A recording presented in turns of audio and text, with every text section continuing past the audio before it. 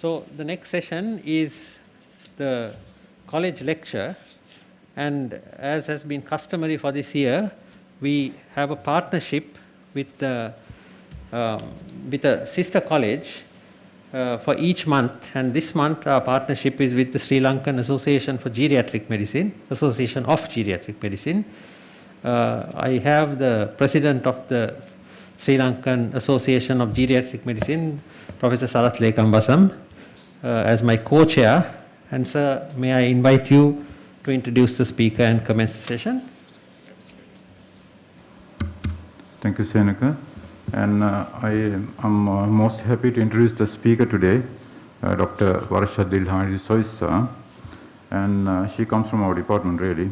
So Varsha got her MBBS in 2005 from the Faculty of Medicine, University of Colombo, and she got her MD Medicine from the PGIM in 2012, and she was the top of the list. She was the first in the merit list.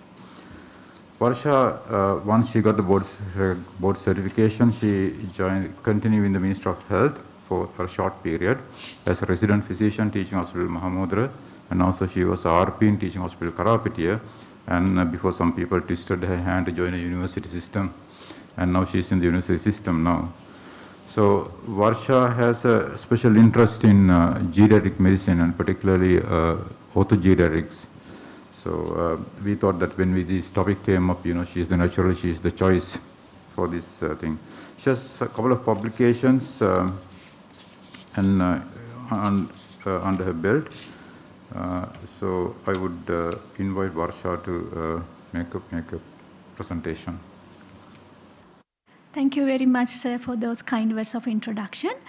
Good afternoon to you all. And first of all, I would like to thank the Ceylon College of Physicians and the Sri Lanka Association of Geriatric Medicine for the opportunity. Over the next half an hour, I will be speaking on the management of fragility fractures in old age in the perioperative setting from an orthogeriatric perspective. Let me start my talk with a common case scenario. And I'm sure that most of you all have seen this type of patients in your day-to-day practice. This is a lady in her late 70s who admitted to A&E department following a fall with painful left hip with difficulty in bearing weight. She had multiple comorbidities including diabetes, hypertension, ischemic heart disease, and atrial fibrillation. She was on losartan, bisoprolol, metformin, glycoside, atorvastatin, as well as warfarin. On admission, she was pale, dehydrated, and disoriented. She was in fast AF with blood pressure of 100/80. Her initial investigation revealed hemoglobin of 7.2, raised urea and creatinine as well as sodium. Random blood sugar was 380. ECG revealed fast AF. INR was 2.5. X-ray hip short fracture neck of the left femur. She underwent CT brain because she had been on warfarin, she had a fall, and she was disoriented on admission. So CT brain short, small vessel disease. So she has been seen by the orthopedic surgeon, and he made a referral to orthogeriatrician in order to optimize these patients' medical conditions for early surgery. So we have an old lady with multiple comorbidities who admitted following a fall, ended up with the hip fracture, right? Who need early attention or early intervention, but the clinical picture was complicated with multiple acute medical problems. Here, the orthogeriatricians come to the picture. So at the end of the lecture, I want you all to understand the role of the orthogeriatrician in the management of fragility fractures in elderly in the perioperative setting. Let me briefly tell you the fragility fracture burden in Sri Lanka. Falls and force-related injuries are common in elderly, especially those over the age of 70. They are the low-energy fractures that result from falling from the standing height or lower heights. Hip fractures being the most common in terms of morbidity and the cost. However, other sites like shoulder, the wrist, proximal femur, pelvis, ankle, as well as spine can be fractured in old, frail, osteoporotic individuals. So fragility fractures represent a global growing health problem. This is because the population ages at a faster rate than once thought. The Sri Lankan situation is not different from the global situation. According to WHO figures, the Sri Lankan population over the age of 65 is increasing and is expected to be tripled in the year 2050 compared to the figures in 2018. In keeping with that, the hip fracture prevalence is also expected to be tripled in the year 2050. As a result, the surgical procedures for fragility fractures are increasing steadily due to the multiple reasons. Because of their old age, comorbidity, frailty, they are susceptible to multiple post-surgical adverse side effects, the outcomes. So what is the goal in the management of these patients with fragility fractures? Goal is to make the surgical repair as safe as possible in timely manner, ideally within 24 to 48 hours. It has been shown that the early operative interventions improves the patient's overall outcome, including the morbidity, length of hospital stay, functional outcome, as well as the mortality. On the other hand, the unnecessary delays to the surgery result in many negative outcomes, including delirium, problems related to immobility, such as infections, thromboembolism, pressure sores, problem with nutrition, as well as mortality. Therefore, it is important that these patients are being managed by a multidisciplinary team to ensure the best quality of care with the aim to fast-track these patients for early surgery. Who are the members of the team? Orthopedic surgeon, anesthetist, more importantly, the orthogeriatrician, physiotherapist, occupational therapist, sometimes the social worker. Their aim is to optimize this patient's condition, importantly the medical conditions, early so that undue delays to the surgery can be avoided. So earlier surgery, lesser complication, shorter length of hospital stay with better functional outcome. Over the next 20 minutes, I will be highlighting the common medical issues an orthogeriatrician will encounter when dealing with these patients with fragility fractures in the perioperative setting, and the steps to be followed when optimizing these patients, the medical issues, the acute medical issues especially, to avoid unnecessary delays to the surgery. Here I have listed some common problems in his list in the perioperative setting. First of all, he should know what medical condition, chronic medical condition that the patient has. More importantly, he should know and he should detect promptly, identify what acute treatable medical condition the patient has developed with this insult that can probably delay the surgery. As you all can remember, recall my case scenario at the onset. That lady with multiple comorbidities admitted following a fall and sustained a fracture, and on admission she was disoriented, likely to be delirious, and she had, she was like gone into fast AF, anemic, possibility of acute kidney injury, blood sugar was raised. So she had multiple acute medical condition that need optimization prior to surgery. If we have not detected early, acted promptly, the surgery is likely to be delayed. Right? That is the role by the orthogeriatrician to optimize, try and identify these problems, optimize this patient to avoid unnecessary delays. What if my patient has been on blood thinning agent? When can this patient undergo surgery? Right. So at the same time, he should take precautions, try and prevent the common post-operative or perioperative complication that these patients likely to be developed during this setting, due to immobility, trauma, surgery, and so on. For example, thromboembolism, problem with feeding, sepsis, bladder bowel incontinence. And he should know what is my patient's pre-morbid functional status or frailty level and the pre-morbid cognitive level. Why it is important? At least certain percentage of these patients are in the latter part of their life, right? Despite our maximum medical management in the ward setup, certain percentage of patients will develop organ failure in this setting, and the cardiac arrest. In that case, in that circumstances, are we going to escalate their care to the ICU level? Are we going to intubate them or actively resuscitate them in the ICU level? Will they be benefited from them? And will these acute insult be reversible? Right? So these decisions, the ceiling of care and the resuscitation status and the DNR decisions need to be considered and put in place, ideally in preoperative setting, before the surgery. All right, so a few words about frailty. Frailty is a progressive age-related decline in physiological system that results in decreased reserves. It increases individuals' vulnerability to stresses and increases the risk of adverse health outcomes. It is an independent risk factor for major morbidity and increased mortality in 30 days as well as 12 months after surgery. There are many scores to measure the frailty. However, clinical frailty score is one of the most commonly used instruments in the emergency setting. So this is the clinical frailty scale.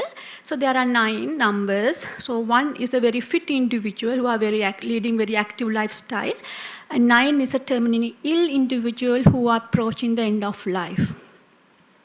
So management of frailty in perioperative setting, what we can do as orthogeriatrician to optimize their underlying chronic medical comorbidities, right? And more importantly, it is important for us to, as I mentioned before, to determine the ceiling of care and the resuscitation status, sometime to decide whether our patient actually will benefit from the surgery at this point. Right. Delirium again is common in elderly in the perioperative setting. Right? So it easily can be missed or misdiagnosed as depression. It's a clinical diagnosis. There are several assessment methods to diagnose delirium, and there are predisposing as well as precipitating factors for delirium. So these are some predisposing factors for delirium, and these are some precipitating factors for delirium. So even dehydration, hypoxia, even the urinary retention, constipation. For these minor trivial things, these elderly patients can be delirious. So the geriatrician need to identify delirium as well as the cause for the delirium and promptly act. So we have to ensure the adequate pain relief and should avoid routine pre-medication them with benzodiazepine. However, if they have been on long-term benzodiazepine, we should not avoid, stop it abruptly.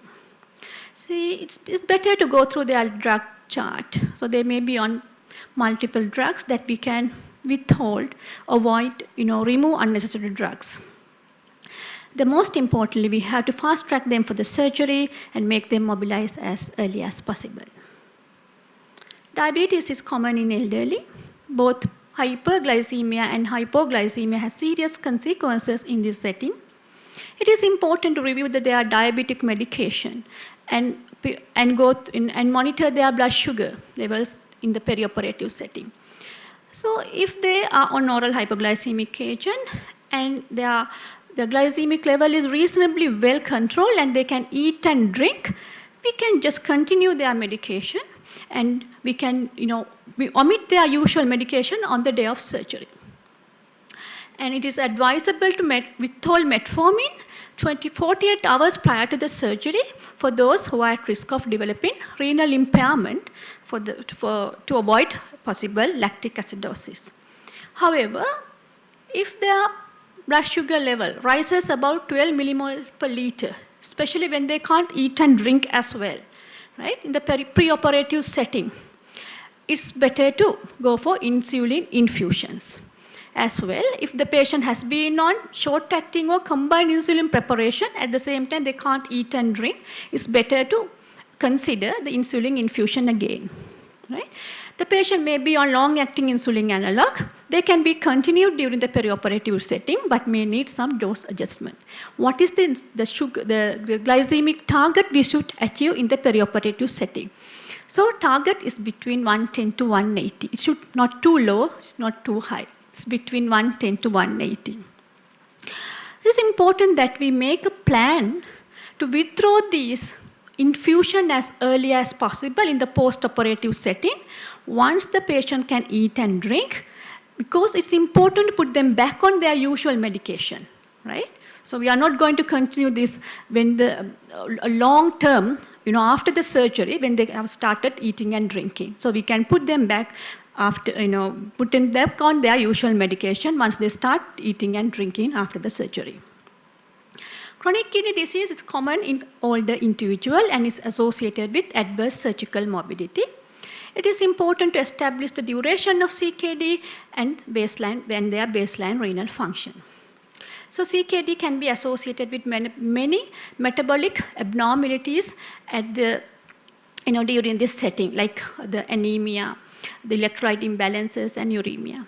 So we have to identify these metabolic derangements and take action to correct these abnormalities to the acceptable levels pre-operative setting. Patients who are patients with end-stage renal disease who are dialysis dependent, we should dialyze them within 24 hours preoperatively, ideally, to prevent pulmonary edema. Drugs excreted in kidney may need dose as well as administration interval adjustment in the perioperative setting. Hypotension, especially during anesthesia, is common, right? The patient with background chronic kidney disease or renal impairment, the hypotension is not good, right? It can reduce their renal blood flow, so they can go into acute kidney injury in the background of chronic kidney impairment. So it's important that we make the anesthetic aware that this patient has background chronic kidney disease, so that he can take actions to try and minimize hypotension during the anesthesia, especially during the induction, and avoid using nephrotoxic drugs. And it's also advisable to withhold ACE inhibitor and ARB in the perioperative setting in patients with background chronic kidney disease.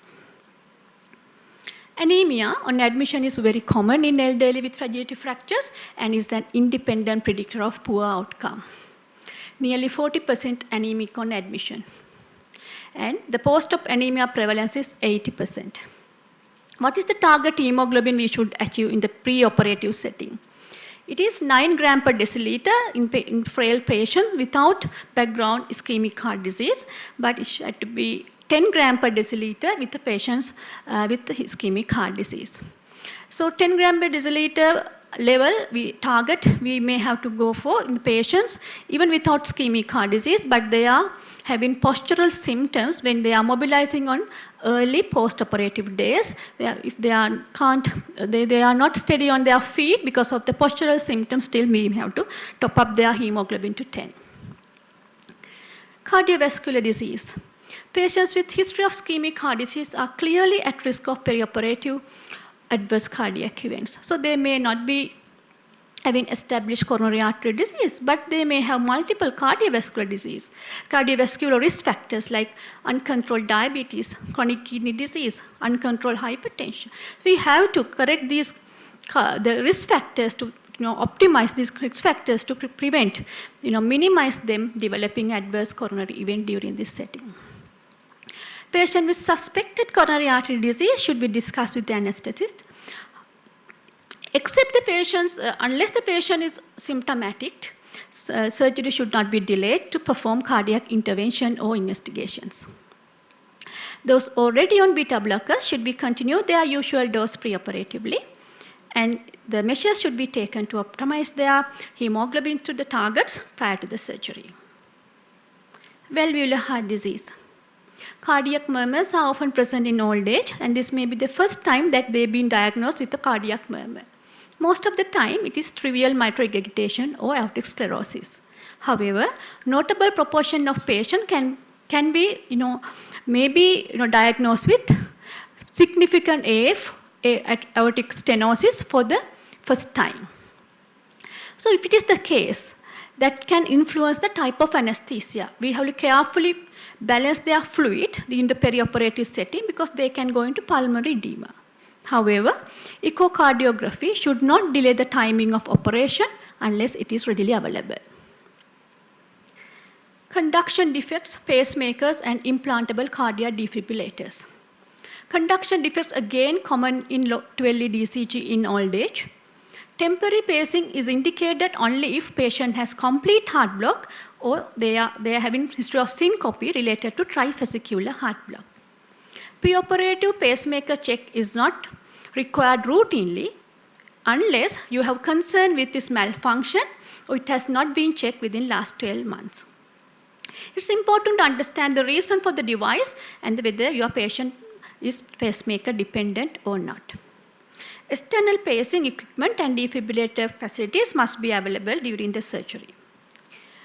The surgical diathermy can interfere with the electrical interference. It can have an electrical interference with the function of the pacemakers and the ICD. It is advisable to minimize the usage of electrical diathermy in patients with pacemakers and ICD. ICD can be turned on to monitor only mode if a technician is available or turned off by placing a magnet. Any sustained VT or VF intraoperatively should be managed with external defibrillation. Post-operatively, the magnet should be removed and the patient should be monitored till the device has been checked. Atrial fibrillation. Patient may have new AF, persistent AF or paroxysmal atrial fibrillation. Patient with chronic AF, with control, with good control, with the controlled ventricular rate with usual rate controlling drugs preoperatively, no issue, that we just need to continue their usual medication on the day of surgery. Patient with FAP, we can try amiodarone, flecainide or beta blockers to try and maintain them in the sinus rhythm in the perioperative setting. Problem is with fast AF. So fast AF may be due to multiple reasons in the perioperative setting. This may be due to pain, infection, anemia, adverse cardiac event, and so on. We have to identify and correct the underlying cause for the fast AF. Even after correcting the underlying cause for the fast AF, the patient remains the fast AF, then we have to take actions to correct it. Right? With what agent? Right? If you are going to try Edoxin, it will take 24 hours for the onset. Right? Beta blockers for the first time in the perioperative setting is not advisable because the concern with hypotension. So it's the most effective method for rapid rate control is with intravenous amiodarone bolus followed by infusion. So the management of antiplatelet during the perioperative setting. Right? So majority of these patients, significant proportion of these patients likely to be on at least single antiplatelet therapy. Right? So the anesthetist as well as the orthogeriatrician has to balance the four main risks. Surgical bleeding while continuing these drugs, rare but serious complication of spinal anesthesia, vertebral canal hematoma, and problem associated with abrupt cessation of these medication and delays to the surgery due to this medication. However, delay for urgent surgery is not recommended even though patient has been on dual antiplatelet therapy. If it is urgent, we have to go ahead with the surgery. If the patient has been on monotherapy, aspirin or clopidogrel, it should not delay the surgery and it is not a contraindication for spinal anesthesia. General anesthesia should be considered for those patients who are taking dual antiplatelet therapy. Anticoagulation. Interruption of anticoagulation increases the risk of thromboembolism. On the other hand, the continuation of it raises the risk of bleeding during the procedure. So at least for those who are at risk of thrombosis, high risk of thrombosis, like atrial fibrillation with high Chatzwell, the recent VTE, patient with cardiac stenting or prosthetic heart valve, we have to limit the period without anticoagulation to the shortest possible interval. Patient on warfarin, surgery under general anesthesia is recommended when the INR is less than 2. Spinal anesthesia and surgery are considered safe when the INR is less than 1.5. Bridging anticoagulation. Who need bridging? So bridging is, we are going to replace their usual long-acting oral anticoagulation with short-acting injectable anticoagulation in the period where they are going to off their oral anticoagulation. So bridging is recommended for high-risk patients on warfarin. So AF with high Chatzwell, recent VTE, coronary stenting or prosthetic heart valve. So bridging can be done with low molecular weight heparin. If you have started bridging with low molecular weight heparin, in the pre-operative setting, that's before the surgery, we have to stop it 24 hours prior to the surgery. So the patient with renal impairment, the bridging is recommended with unfractionated heparin. If you have started unfractionated heparin before the surgery, it's recommended to stop it 2 to 4 hours prior to surgery. Bridging can be used pre-operative setting, post-operative setting, both pre and both post-operative setting, depending on the underlying condition and delay to the surgery. If the patient has been on direct oral anticoagulants or DOACs, it should be stopped 24 hours prior to the surgery. At the same time, the physician or the geriatricians take precautions to try and minimize their patients developing the common perioperative complications like thromboembolism. So it is recommended that daily prophylactic dose of low molecular weight heparin or fondaparinux for all hospitalized patients with fragility practice unless contraindicated. So you can consider VT prophylaxis preoperatively if the surgery is going to be delayed for more than 24 hours. So if you have started prophylactic dose of low molecular weight heparin, it has to be stopped 12 hours prior to surgery. If you have started fondaparinux for the prophylaxis, it has to be stopped 24 hours before the surgery. When now we're going to recommence or commence the prophylaxis after the surgery. This is recommended to commence it 6 to 12 hours after the surgery and continue it for at least 1 month to people with fragility fractures of the pelvis, hip, or proximal femur. Intermittent pneumatic compression is indicated for those who have contraindication to pharmacological prophylaxis. And we have to anticipate and treat the infection, hypoxia, carefully balance the fluid, and so on.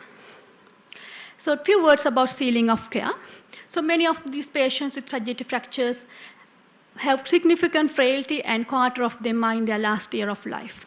So organ failure as a result of end-stage chronic disease is usually reversible.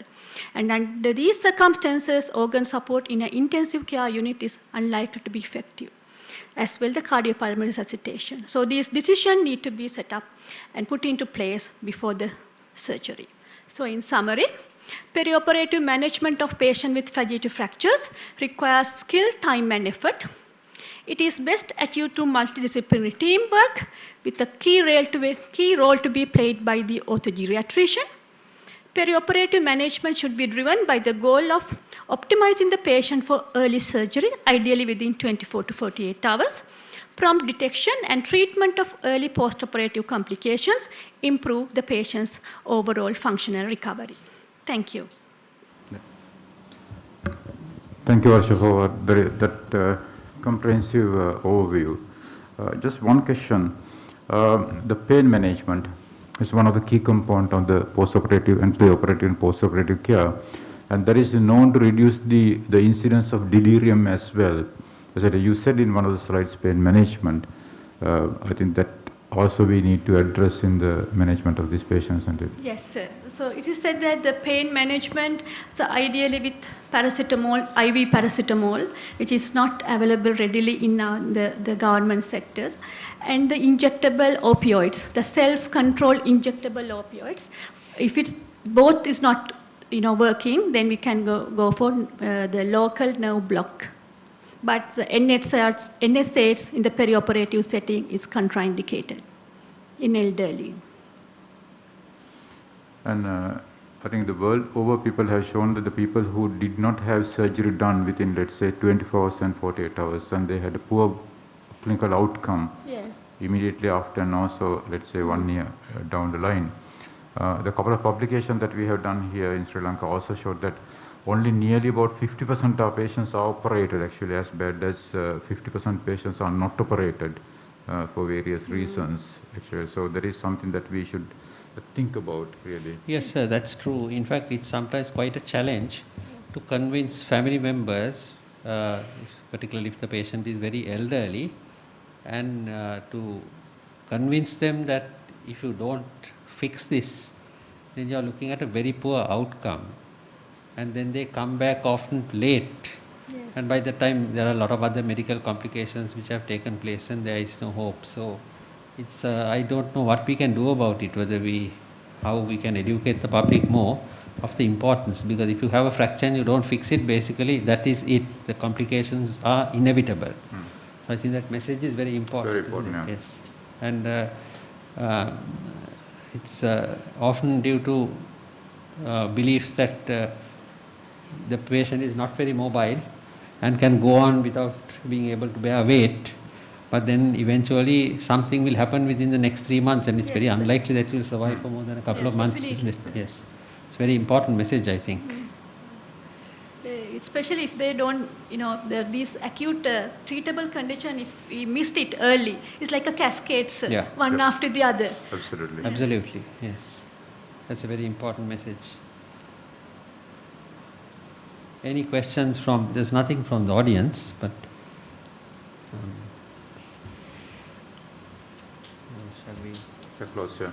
So thank you very much. That was a really interesting and very comprehensive Thank talk. you, I think sir. it should be viewed by any physician who is looking after patients, especially we all come across elderly patients, whatever setting we are in.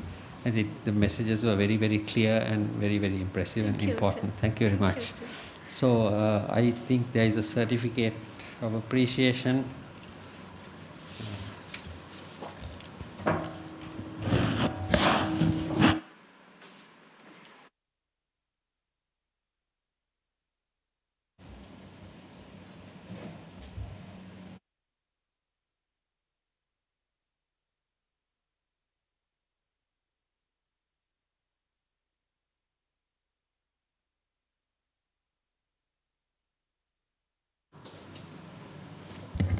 So that brings us to the end of the college lecture. Thank you very much for participating and for being with us today.